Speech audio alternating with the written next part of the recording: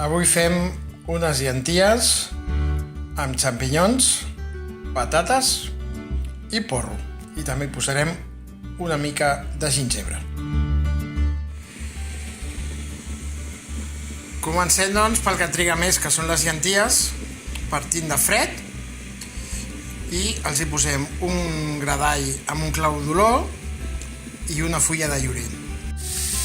Mentre s'estan coent les llenties, saltegem els xampinyons, que els ficarem al final de la cocció, i aquí, en l'altre foc, ja estem sofregint un trosset de gingebre. En aquesta paella amb el gingebre i sofregirem el porro. Els xampinyons ja estan, ara els reservarem i en aquí saltejarem breument les patates per després posar-les amb les llenties. Estic saltejant les patates a la paella on he saltejat els xampinyons.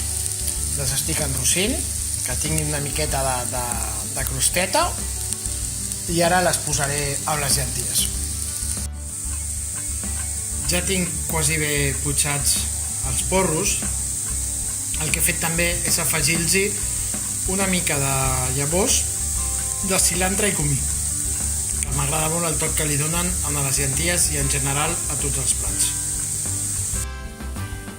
Ja fico les patates tallades amb les llenties, torno a tapar i 20-25 minuts més.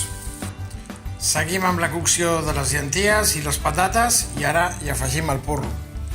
I finalment, ja acabant, hi fico els xampinyons, tapo i deixo que faci una mica de xup-xup 5 minutets més.